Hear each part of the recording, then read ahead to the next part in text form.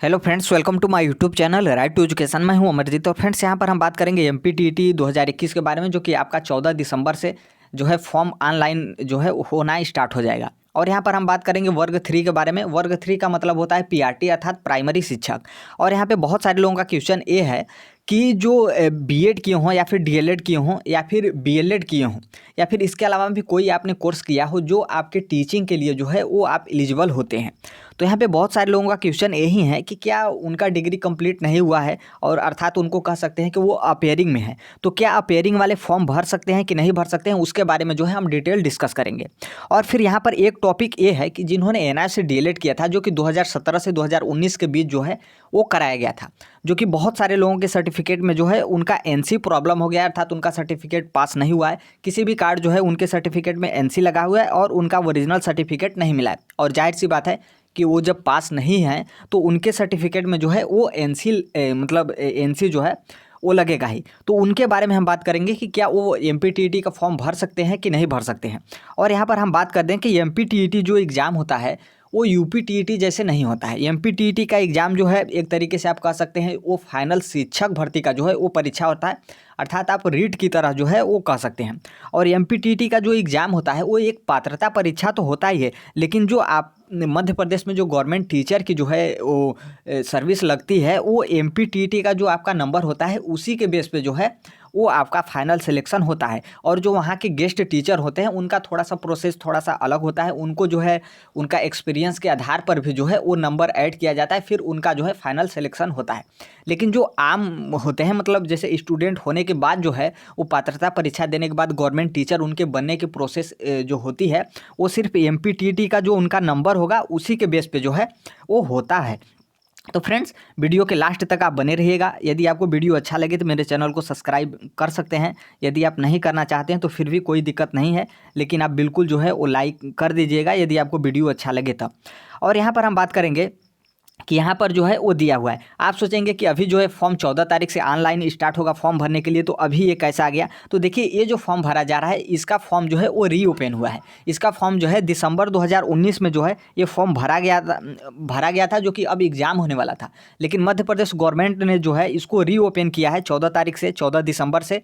तो आप जो है फिर से जो है फॉर्म भर सकते हैं। जिन्होंने पहले फॉर्म भर दिया है उनको कोई समस्या नहीं है, उनको फिर से जो है वो फॉर्म नहीं भरना है।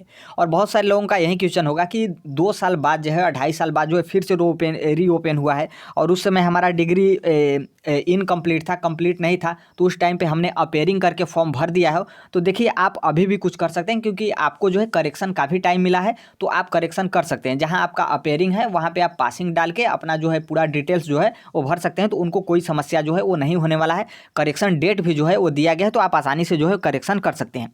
तो फ्रेंड्स, यहाँ पर हम चलते हैं। यहाँ पर जो दिया हुआ है, जैसे आप फॉर्म भरेंगे तो यहाँ पर जो है आपको इस तरीके से सिलेक्ट करने को दिया जाएगा।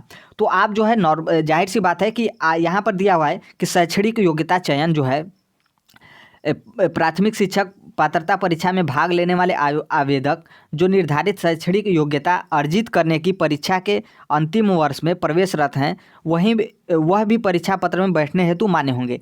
ऐसे आवेदक को तिथि, अंक सूची, उपाधि धारित किया जाना अनिवार्य होगा। तिथि के हेतु परीक्षण हेतु शैक्षणिक योग्यता का प्रमाण पत्र मांगे जाएंगे। तो देखिए, इसका मतलब क्या है, इसके बारे में जो है हम डिस्कस कर देंगे। तो यहाँ पे जो है दिया हुआ है कि आप परीक्षा के अंतिम वर्ष में प्रवेशरत हों, अर्थात आप जैसे आप बीएड किए हों या फिर डिप्लोमा आपका हो। तो जैसे देखिए, हम यहाँ पर जो कन्फ्यूजन है उसके बारे में हम क्लियर करेंगे। जैसे जो आप डीएलएड करते हैं तो वो आपका डीएलएड 2 साल का होता है, बीएड करते हैं बीएड भी आपका 2 साल का होता है। लेकिन डीएलएड जो है वो सेमेस्टर वाइज होता है, और जो बीएड होता है वो बीएड 2 तरीके से होता है। एक आपका ईयर वाला होता है और एक आपका सेमेस्टर वाला होता है। तो यहाँ पे जो है कन्फ्यूजन उनको हो जाता है जिनका सेमेस्टर वाला होता है, क्योंकि यहाँ पे साफ साफ दिया हुआ है कि परीक्षा के अंतिम वर्ष में प्रवेशरत हों। तो यहाँ पे बहुत सारे लोग कन्फ्यूजन क्रिएट ये करते हैं कि जैसे सेमेस्टर वाला, जैसे सेमेस्टर जिनका है, चाहे वो बीएड हो चाहे डिप्लोमा वाले हों, तो वो जो हैं बहुत सारे लोग मिथ यही फैलाते हैं कि उनका तीसरा सेमेस्टर जो है वो कंप्लीट होना चाहिए, क्योंकि यहाँ पे दिया हुआ है अंतिम वर्ष। तो अंतिम वर्ष से वो अंतिम सेमेस्टर समझ सकते हैं। देखिए, सेमेस्टर और ईयर में जो है वो बहुत ज़्यादा डिफरेंट होता है। जैसे यदि हम ईयर की बात करें तो आप एक ईयर जो है वो कंप्लीट आपका हो जाना चाहिए। तो यहाँ पर जो है बीएड के लिए, जैसे बीएड जिनका ईयर वाला हो, जैसे एक साल में एक पेपर देते हैं और फिर दूसरे साल में दूसरा पेपर देते हैं, फिर उनका बीएड जो है वो कंप्लीट हो जाता है। तो वो जो है अपना पहला साल पूरा कर लिए हों। बाकी जिनका सेमेस्टर वाला हो, चाहे वो डीएलएड हो चाहे उनका बीएड हो, यदि उनका सेमेस्टर है, उन्होंने 2 सेमेस्टर जो है वो पास कर लिया हो, अर्थात पास करने के बाद आप तीसरे सेमेस्टर में चले गए हैं, अर्थात मेरे कहने का मतलब ये है कि आप दो सेमेस्टर जो है वो क्लियर कर लिए हैं, तो आप इसके लिए एलिजिबल हैं। क्यों, उसके बारे में जो है हम आपको एक प्रूफ भी जो है वो दिखाएंगे। यहाँ पर जैसे मेरे कहने का मतलब ये है कि यहाँ पर जो है अंतिम वर्ष बोल रहा है, ना कि अंतिम सेमेस्टर। यहाँ पे मेन पॉइंट यही ध्यान रखिएगा कि यहाँ पर जो बोला गया है वो बोला गया है अंतिम वर्ष, और आप जो है आपको अंतिम सेमेस्टर नहीं समझना है। तो मैं यहीं पर बताना चाहूँगा कि कौन जो है वो एलिजिबल है। जैसे आपका ईयर वाला हो बीएड, तो आप यदि फर्स्ट ईयर आपने कंप्लीट कर दिया हो तो आप एलिजिबल हैं। यदि आपका बीएड सेमेस्टर वाला हो और आपका डीएलएड जो है वो सेमेस्टर वाला हो, आपने 2 सेमेस्टर जो है वो क्लियर कर लिए हैं, तो आपका जो है वो आप इस पात्रता परीक्षा के लिए जो है वो आप एलिजिबल हैं। तो देखिए मैंने जो यहाँ पर पॉइंट बोला, यदि आप इस पॉइंट को अच्छे से आप मतलब ध्यान देते हैं और आप जो है इसके लिए एलिजिबल हैं, तो आप बिल्कुल एलिजिबल हैं। फिर आपको जो है कन्फ्यूजन क्रिएट नहीं होना चाहिए, और फिर आप कन्फ्यूजन में जो है वो बिल्कुल मत पलिएगा। और फिर यहाँ पर जो है उनका क्लियर हम करेंगे। जैसे पीआरटी में जो है मध्य प्रदेश में बीएड को अलाउ किया है, तो अब जैसे बीएड वाले थोड़ा सा कन्फ्यूजन यहाँ पर भी हो रहे हैं कि जैसे उनका कहना यही है कि हमको तो हमको ब्रिज कोर्स करना है, क्योंकि गवर्नमेंट का भी यही मानना है कि आप ब्रिज कोर्स नहीं करेंगे तो आप जो है आप इसके लिए एलिजिबल नहीं हैं। तो यहाँ पर जैसे उनका ये है कि जैसे आपको ब्रिज कोर्स जो सर्टिफिकेट है आपका, आपने पहले ही ले लिया है तो कोई दिक्कत नहीं है, लेकिन आपने ब्रिज कोर्स का सर्टिफिकेट नहीं लिया है तो आपको जो है वो सर्टिफिकेट लेना ही लेना है, नहीं तो आप एलिजिबल नहीं हैं। लेकिन उसके लिए भी क्या प्रावधान किया गया है उसके बारे में जो है हम डिस्कस करेंगे। तो यहाँ पे जो है आप देख सकते हैं, यहाँ पे साफ तौर पे दिया हुआ है कि 50% अंकों के साथ स्नातक उपाधि, शिक्षा स्नातक में बीएड, राष्ट्रीय अध्यापक शिक्षा परिषद द्वारा मान्यता प्राप्त होना चाहिए। और यहाँ पे जो मेन पॉइंट लिखा गया है, यहाँ पर दिया हुआ है कि 1 से 5 तक पढ़ाने के लिए अध्यापक के रूप में आप नियुक्त होंगे, ऐसा विचार किया जाएगा। और यहाँ पर जो दिया है कि आप हाँ, यहाँ पर जैसे है कि आप जब गवर्नमेंट टीचर के लिए आप नियुक्त हो जाएंगे, अर्थात स्कूल में आप काम करना स्टार्ट कर देंगे, तो आपको जब स्टार्ट कर देंगे तो आपको 2 वर्ष के भीतर, यहाँ पर देख सकते हैं यहाँ पर जो दिया हुआ है कि 2 वर्ष के भीतर, तो आपको 2 वर्ष के भीतर जो है वो ब्रिज कोर्स करना अनिवार्य है। और ब्रिज कोर्स जो होता है वो 6 महीने का एक पाठ्यक्रम होता है, जिसको आपको परीक्षा देकर जो है वो पास करना होता है। तो यहाँ पर जो है बीएड वाले थोड़ा सा ध्यान रखेंगे, और यहाँ से जो है यही मैं चाहूँगा कि आपका जो है कन्फ्यूजन जो है वो क्लियर हो गया होगा। तो आप जब नियुक्त हो जाएंगे उसके बाद जो है आपको 2 साल के भीतर जो है 6 महीने का ब्रिज कोर्स करना अनिवार्य है। और यहाँ पर जैसे क्या है कि हमने ऊपर ही आपको बोल दिया था कि ये जो है ये पात्रता परीक्षा के साथ जो है ये आपको गवर्नमेंट टीचर का सिलेक्शन जो है एमपीटीईटी के एग्ज़ाम के बेस पर ही जो है वो सिलेक्शन होता है। और यहाँ पर हमने आपको फॉर्म भरने के लिए बता दिया कि यहाँ से आप फॉर्म यदि आप उत्तीर्ण कर लिए हैं तो उत्तीर्ण, और अध्ययन रत्न के लिए आप अपेयरिंग का जो है सिलेक्ट करके आप फॉर्म भर सकते हैं।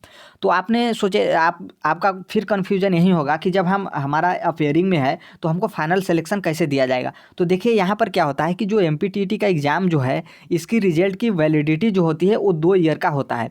अर्थात आप एमपीटीईटी पास करने के बाद जो है वो तुरंत आप नौकरी के लिए दावा नहीं कर सकते हैं। यहाँ पर क्या है कि आपको 2 साल के अंदर जो है यदि गवर्नमेंट वैकेंसी में यदि आपको जैसे क्या है कि ज्वाइनिंग देना स्टार्ट कर दिया, तो जब आपको ज्वाइनिंग मिलेगा और जब आपको वेरिफिकेशन डॉक्यूमेंट्स वेरिफिकेशन के लिए बुलाया जाएगा, तो आपको डिग्री या फिर डिप्लोमा जो है वो कंप्लीट होना चाहिए। यदि कंप्लीट नहीं है तो आप वहाँ जो है वो रिजेक्ट हो जाएंगे, आप जो है एलिजिबल नहीं होंगे। और यदि गवर्नमेंट जो है वैकेंसी 2 साल तक नहीं की तो आपका जो एमपीटीईटी का सर्टिफिकेट है वो ख़त्म हो जाएगा। अर्थात मेरे कहने का मतलब ये है कि आपका जो एमपीटीईटी होता है इसी के बेस पे आपको गवर्नमेंट टीचर जो है वो बनाया जाता है। लेकिन यहाँ पर ये भी है कि आपको 2 साल के अंदर जो है वो आपको गवर्नमेंट टीचर बनना होता है। यदि आप 2 साल के अंदर यदि मध्य प्रदेश गवर्नमेंट जो है वो भर्ती नहीं निकालती है और जो है आपको ज्वाइनिंग नहीं देती है, तो आपका जो है सर्टिफिकेट जो है इनवैलिड हो जाएगा। लेकिन यहाँ पर ये बात है कि जो MP वर्ग 3 का एग्ज़ाम हो रहा है, जिसके बारे में हम अभी बात कर रहे हैं, तो इसमें टोटल जो है 20,000 का अनुमान यही लगाया कि लगभग 20,000 सीट जो हैं उस पे जो है गवर्नमेंट MPTET का एग्ज़ाम ले रही है। तो देखिए यहाँ पर जो है टोटल प्रोसेस ये है। अब हमने आपको बात ये किया था कि जो सेमेस्टर वाला होता है कि आप जो है 2 सेमेस्टर के बाद एलिजिबल हैं, उसके बारे में जो है हम यहाँ पर एक प्रूफ जो है आपको दिखाएंगे। यहाँ पर बात है UPTET का एग्ज़ाम के लिए। तो UPTET के जो परीक्षा नियामक प्राधिकारी हैं उनके द्वारा यही कहा गया है हर एक स्कूल के जो DLED कराते हैं, तो यहाँ पे देख सकते हैं यहाँ पर जो सब्जेक्ट डाला गया है कि DLED प्रशिक्षण बैच 2019 द्वितीय सेमेस्टर उत्तीर्ण कर चुके शिक्षक पात्रता परीक्षा हेतु जो है उनके अंक पत्र को जो है वो वेरीफाई करना। अर्थात इन्होंने 2 सेमेस्टर जिनका हो गया है वो जो है UPTET के लिए एलिजिबल हैं। तो देखिए जो टीचिंग का जो आपका टीचिंग का जो पात्रता परीक्षा होता है वो 2 सेमेस्टर के बाद ही आप जो है वो एलिजिबल होते हैं। तो इसलिए यहाँ पर इनको बोला गया है कि आप जो है उनका रिजल्ट जो है, अर्थात उनको तो ओरिजिनल रिजल्ट जो है वो नहीं मिलेगा, उनका प्रिंट वाला ही रिजल्ट रहेगा, क्योंकि उनका 2 सेमेस्टर जो है वो कंप्लीट नहीं हुआ है, अभी 2 सेमेस्टर बाकी है। तो इसलिए यहाँ पर वेरीफाई करने के लिए बोला गया है। तो ध्यान रखिएगा, ये जो है हम बात कर रहे हैं UPTET के लिए। तो ये जो प्रोसेस होता है हर एक गवर्नमेंट का एक ही तरीके का प्रोसेस होता है कि आप 2 सेमेस्टर कंप्लीट कर लिए हों और या फिर आप जो है 1 ईयर जो है फर्स्ट ईयर जो है आपने कंप्लीट कर लिया हो, तो आप जो हैं वो एलिजिबल हैं, चाहे कोई भी पात्रता परीक्षा जो है वो होती है। लेकिन आपको नौकरी तभी दिया जाएगा जब आपका वेरिफिकेशन के लिए बुलाया जाएगा, उस टाइम पे जो है आपका सर्टिफिकेट जो है वो कंप्लीट होना चाहिए। तो ये जो वेरिफिकेशन वाला मैटर है ये सिर्फ UPTET के लिए है, ऐसा कोई मत समझे कि ये जो है हमने यहाँ पर दिखाया तो MPTET में भी इस तरीके का प्रोसेस जो है वो होगा, क्योंकि दूसरे लोगों के लिए प्रॉब्लम हो जाएगा, क्योंकि दूसरे लोग जो हैं वो दूसरे स्टेट से यदि वो जा रहे हैं तो उनको थोड़ा सा समस्या हो जाएगा कि वो जो है अपने स्कूल से कराएंगे। तो MPTET में ऐसा कोई प्रोसेस नहीं होता है कि आपको जो है वो इस तरीके से वेरिफिकेशन जो है वो करवाना पड़ता है। यदि कोई इस तरीके का इन्फॉर्मेशन आएगा या फिर कुछ भी इस तरीके से इन्फॉर्मेशन आएगा कि एग्जाम में जो है आपको क्या क्या लेकर जाना पड़ेगा, तो उसके बारे में हम जो है बाद में बात कर लेंगे। तो फ्रेंड्स ये जो था अपडेट था, और यहाँ पर हम बात करेंगे NC के लिए। तो देखिए NC वाले जो हैं, जैसे जो NR से DLED किए हों, जिनके रिजल्ट में जो है वो NC लगा हुआ है, तो वो जो है फॉर्म भर सकते हैं। उनको भी फॉर्म जो है वो अपेयरिंग में फॉर्म जो है वो भरना है। क्योंकि अपेयरिंग में मैं इसलिए कह रहा हूँ क्योंकि आप जैसे यदि जो है आपका डिग्री जो है वो कंप्लीट नहीं हुआ है तो आप अपेयरिंग में हैं, ना कि पास हैं। यदि आप पास होते तो आपके पास जो DLED का सर्टिफिकेट है ओरिजिनल वो आपको मिल गया होता, और जैसे ही आप पास के लिए सिलेक्ट करेंगे तो आपको जो है टोटल नंबर और आपका सर्टिफिकेट नंबर इस तरीके से आपको डॉक्यूमेंट्स जो है वो वहाँ पर मांगने लगेगा। तो इसलिए आप जो है अपेयरिंग में सिलेक्ट करेंगे तो आपको इस तरीके का नहीं मांगेगा कि आपका टोटल नंबर कितना है और क्या है, क्योंकि आपने कंप्लीट किया ही नहीं है। तो इस तरीके से प्रोसेस जो है वो जितना भी प्रोफाइल रहता है वहाँ पर ऑफ जो है वो हो जाता है। तो इसलिए जिनका भी NR से DLED जिन्होंने किया हो उनके सर्टिफिकेट में NC लगा है तो वो जो है अपेयरिंग में डालकर फॉर्म भर सकते हैं। बाकी हमने ऊपर ही आपको बता दिया कि जब भी भर्ती होगी, अर्थात जब भी आपको वेरिफिकेशन के लिए बुलाया जाएगा, आप सिलेक्ट हो जाएंगे तो उस टाइम पे जो है आपका डिग्री जो है डिप्लोमा जो है वो कंप्लीट हो जाना चाहिए। यदि आपका कंप्लीट नहीं होता है तो आपका जो है वो आपकी जो मतलब चयन प्रक्रिया जो है वो निरस्त, वहीं पर जो है वो आपको निरस्त कर दिया जाएगा। तो इसलिए जो है वो ध्यान रखिएगा, यदि आपका इस तरीके का प्रॉब्लम हो, NC वाला प्रॉब्लम लगा हो, तो आप जो है उसका सॉल्यूशन जो है वो ज़रूर कोई ना कोई निकाल लीजिएगा। और यहाँ पर बात करना चाहूँगा कि बहुत सारे जो फ्रेंड्स हैं जो NR से DLED जिन्होंने किया हो और जिनका सर्टिफिकेट में NC लगा हो, तो वो जो है बहुत परेशान होते हैं। बहुत सारे फेसबुक पर भी हैं जो बोलते हैं कि मतलब हमारे यहाँ पर जो है इस नंबर पे व्हाट्सअप करिए, हम जो है आपका NC वाला जो है वो 7 दिन के अंदर क्लियर कर देंगे, या फिर इतना हमें पैसा दीजिए 200-300 रुपये 500 रुपये और NC हम आपका क्लियर कर देंगे। देखिए ऐसा जो है ये बिल्कुल ऑफिशियल नहीं है, ये जो है टोटल फेक है, और इस तरीके के आप साझे में बिल्कुल ना पड़ें। कोई भी जो है NC के लिए ऑफिशियल वेबसाइट पे अपडेट आता है या फिर गवर्नमेंट का जो है अपडेट आता है कि जिनका भी NR से DLED जिन्होंने किया हो उनके सर्टिफिकेट में जो है वो NC लगा है, तो हम आपको तुरंत जो है वो इन्फॉर्मेशन जो है वो शेयर कर देंगे। जो कि बहुत सारी वेबसाइट है, इंस्टाग्राम है, वहाँ पर भी हम शेयर कर देंगे, और उसके अलावा टेलीग्राम है, फेसबुक है और व्हाट्सअप है, तो हर जगह जो है हम शेयर कर देंगे। तो आप इसके लिए बिल्कुल निश्चिंत रहिए, कोई भी इन्फॉर्मेशन आता है तो हम बिल्कुल आपके पास जो है वो शेयर कर देंगे। तो आपको किसी भी तरीके के बहकावे में नहीं जाना है और किसी को जो है इसके लिए पैसा नहीं देना है। बहुत सारे साथी जो हैं वो इसके लिए जो है गवर्नमेंट के पास अपनी सूचना पहुँचा दिए हैं कि जिनका एनसी लगा है वो लोग जो हैं वो क्या करें, तो गवर्नमेंट की तरफ से भी जो है वो बहुत जल्द जो है उन इन्फॉर्मेशन आ जाएगा, और जिनका एनसी लगा है उसके लिए भी जो है वो संशोधन करने का कोई ना कोई प्रक्रिया जो है वो गवर्नमेंट ज़रूर लाएगी, और जैसे ही ऑफिशियल आएगा तो हम आपको शेयर कर देंगे हर एक वेबसाइट पे। और फ्रेंड्स यहाँ पर बताना चाहूँगा कि जो कोई भी अभी तक टेलीग्राम मेरे चैनल से नहीं जुड़ा है तो कमेंट बॉक्स में इसका लिंक रहेगा, वहाँ से आप जुड़ सकते हैं। एमपीटीईटी का जो सिलेबस है वो भी हम जो है टेलीग्राम पे शेयर कर दिए हैं, तो वहाँ से भी आप देख सकते हैं। बाकी जो कोई भी पीडीएफ या फिर नोट्स होता है तो हम टेलीग्राम पे शेयर कर देते हैं, और टेलीग्राम का लिंक जो है वो कमेंट बॉक्स मेरे जो रहेगा, तो वहाँ से आप जुड़ सकते हैं। और पीडीएफ और नोट्स जो है एमपीटीईटी का सिलेबस और एमपीटीईटी के रूल गाइड या फिर गाइडलाइंस या फिर जियो क्या है वो भी जो है वहाँ पर हमने शेयर कर दिया है, तो वहाँ से जाकर आप जो है वो देख सकते हैं। तो फ्रेंड्स मिलते हैं अगले नेक्स्ट वीडियो में, तब तक के लिए thank you, bye bye, take care, all the best. Thank you for listening, God bless you all, thank you.